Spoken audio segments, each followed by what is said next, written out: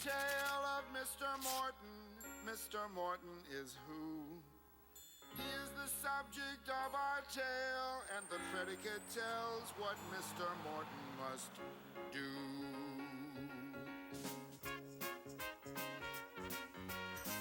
Mr. Morton walked down the street.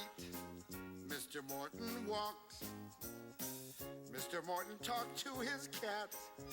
Mr. Morton talked. Hello, cat. You look good. Mr. Morton was lonely. Mr. Morton was. Mr. Morton is the subject of the sentence, and what the predicate says he does.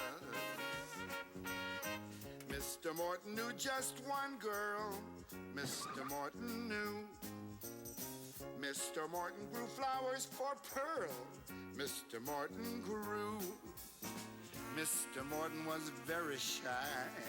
Mr. Morton was. Mr. Morton is the subject of the sentence, and what the predicate says he does.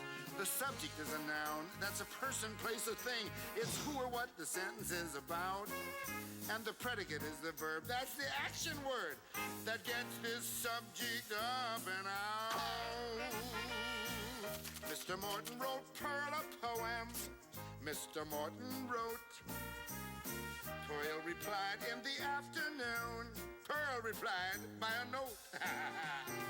Mr. Morton was very nervous. Mr. Morton was. Mr. Morton is the subject of the sentence, and what the predicate says he does. The cat stretched, the sun beat down, a neighbor chased his kid. Come here, kid, come on. Each sentence is completed when you know what the subject did. Mr. Morton knocked on her door. Mr. Morton knocked. Mr. Morton sat on her porch. Yes, he just sat there and rocked. Mr. Morton was a nervous man. When she opened up the door, he ran. Mr. Morton climbed up his stairs. Mr. Morton climbed. Mr. Morton rhymed pretty words. Mr. Morton rhymed. Mr. Morton was lonely. Mr. Morton was, until Pearl showed up with a single rose. Who says women can't propose? Now Mr. Morton is happy, and Pearl and the cat are too.